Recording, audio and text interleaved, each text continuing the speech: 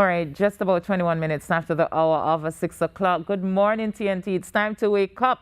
Actually, I know a lot of you are up early because your children have to be back out to school. And we have the first vice president of TTUTA here with us this morning, Mr. Marlon Seals, to talk to us about the return to school and how the teachers might feel.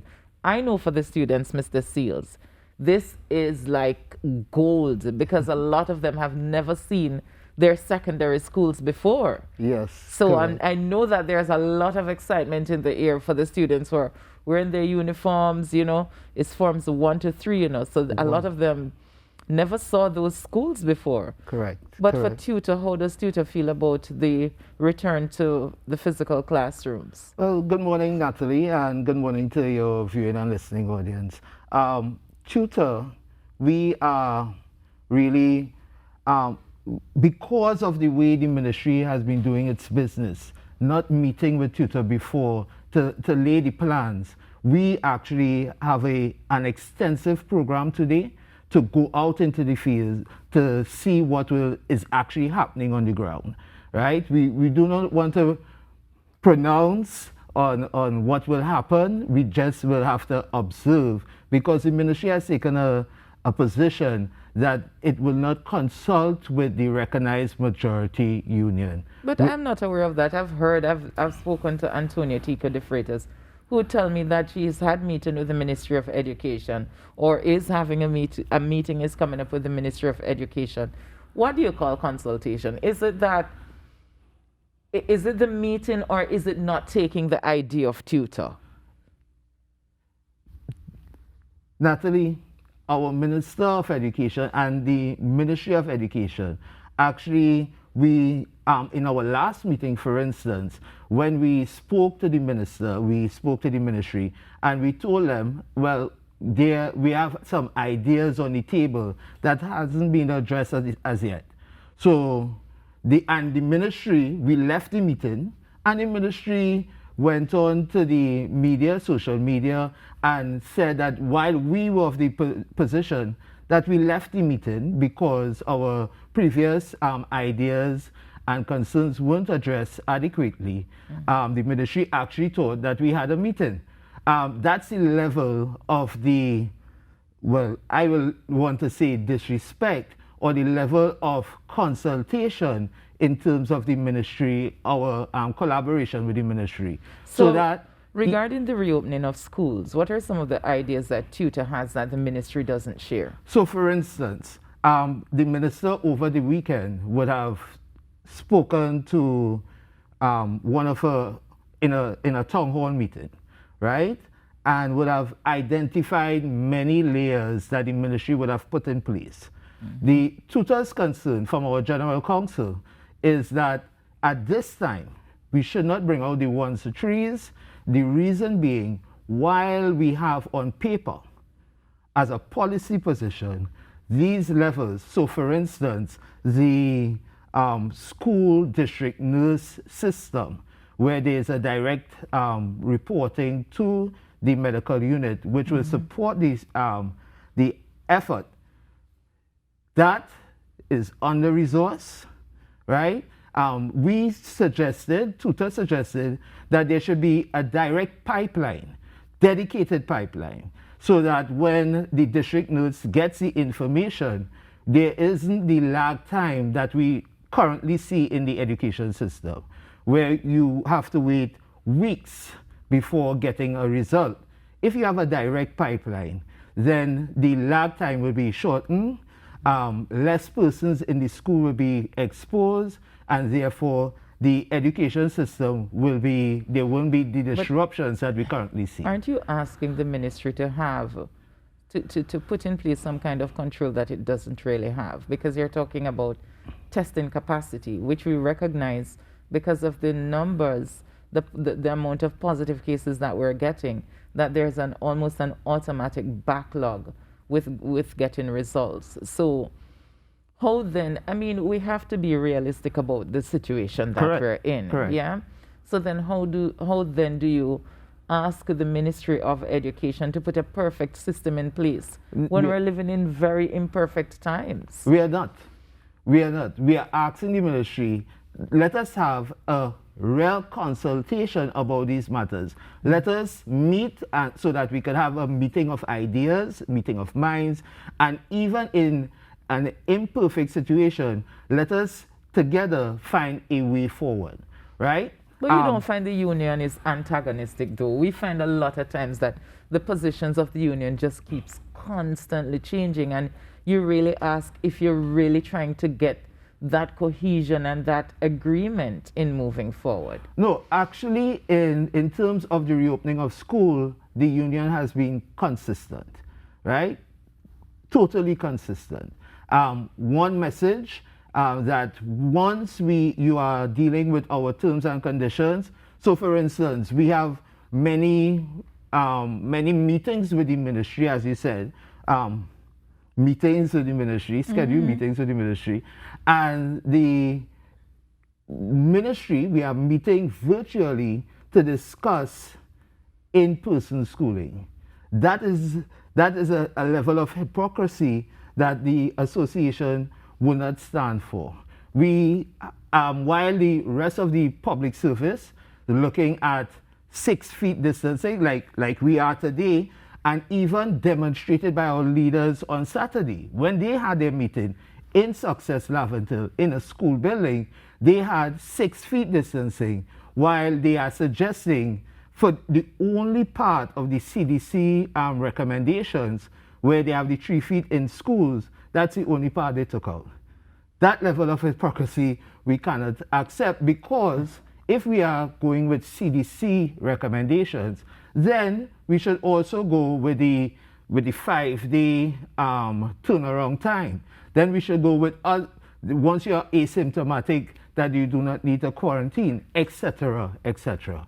We can't just cherry pick. No, I understand fully what you're saying, but we also have to take into consideration that even with the CDC guidelines, is that Trinidad and Tobago has to tailor-made the situation to suit its needs.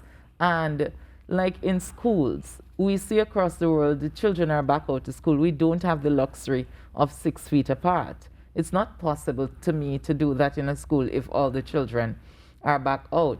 But I also know that TTUTA does not support the hybrid learning. So if you don't want the forms 1 to 3 to return to the physical classrooms, are those same teachers going to commit to teaching them online while possibly teaching other students in the physical classrooms? That conversation speaks directly to our terms and conditions. So the way we do our business and the conditions under which we do them. So that conversation, and again, this Friday, I don't know if you were aware of the fact, but this Friday, our president, Ms. Antonia Tika de Freitas, filed under Section 63 of the Education Act, filed a dispute, a labor dispute with the Minister of Finance, right? The reason for that is that we need to have the CPO and the Ministry of Education, the Chief Personnel Officer and the Ministry of Education, have a meeting with us. We recognize that these times are troubling times. That's not lost on us. So this is just a matter of ensuring that the teachers are secure in the contractual arrangements to be both online and in the physical classrooms. And we may get to that, and let us have the discussion. We, TTUTA, just recently, we recognize that doing the right thing will not always give you the right result. So for instance, we, TTUTA, teachers have been marking SBAs, right? Because at the beginning, when SBAs were now being rolled out, we, the teachers of the nation, recognize that this new exam, this local exam, Caribbean exam, is a good thing. Let us support it. And we push aside our terms and conditions for the sake of the greater good. Right. When we eventually, when the task became so arduous that we needed to have that conversation with the CPO, the Ministry of Education in Trinidad and Tobago said, no, we're not having that, and we had to take them to court. And the judgment we got back was that while we understand that there's a fudging of the terms and conditions of teachers, because teachers have been doing it for such a long time, it could be reasonably determined that these now fall under your duties. So you don't want that to happen with the hybrid We have learning learned system. our lesson. Teachers, we are education a community, and we have learned our lesson. So from the beginning, we will have those conversations about our terms and conditions. So we are telling teachers today, you are back out in physical schooling for the secondary school system and for Standard 5. What must happen is that you revert to pre-COVID way of doing things. So there's no online role. Hold on. So you're telling the teachers not to teach the students online? Because all the students 1 to 5 will be in school. There's no requirement to teach anybody online because they'll be in school physically, right?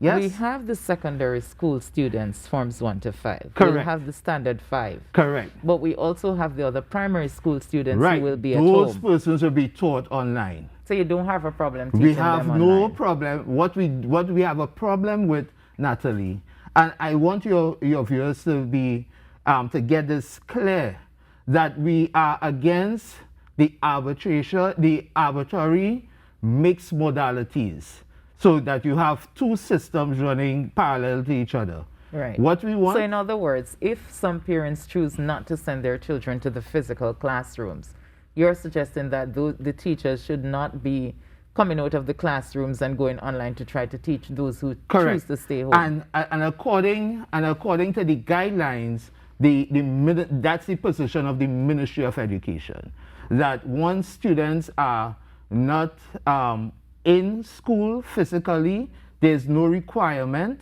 for teachers to then stream or have any online solutions to that problem. Mm-hmm. Right? Yeah, so, I appreciate the fact that TTUTA just wants to ensure that its terms and conditions Correct. are sorted out. Yes. But is that the first priority of TTUTA, or should it be the students? Should it be the classroom, the environment, ensuring that the students are educated? The first aim of TTUTA is the furtherance of the cause of education. And that is what we do. And that is why, even though we recognize that there was a fudging of our terms and conditions for emergency remote teaching, we encourage our teachers. We TTUTA even had worked together with the professional development unit of the ministry to roll out training for our teachers. We encourage our teachers to be part of that training, to upskill, right? So that they can adequately teach online, use the online tools, Google Classroom, etc., etc. We did that. Are were we in the encouraging forefront the of that. teachers to get vaccinated as well? Because we know that has been a problem. Yes, and TTUTA, again, through the president, through our PNPR committee, we have been encouraging vaccination among our teachers, but we also say no to mandatory vaccination. Vaccination is a choice. What you do with your body is your body and it's your choice. So we are against mandatory vaccination, but we are pro-vaccination. You remember there was a time when we never even considered whether vaccine was mandatory, yes or no, and we just took it. And again, You remember there the good is old the days? framework for that, because to get into second and primary school, Yeah. you needed vaccines. People then used to ask the So what's the question. what's the problem now with making a vaccine mandatory? What's the? What's the problem now with making a vaccine It's mandatory? the removal of the freedom of choice. So it was good then, but not now. We are not saying that mandatory was good then. We understand. We grew up in it. Right. As with So you're other, saying as times change and people become more enlightened then? they have the ability to make the choice. Not that they didn't have the ability then. Unfortunately, it was not insisted on by our forefathers. we are insisting on it now. All right, Mr. Seals, we have to leave it there, but thank you so much for sharing with us this morning. Okay.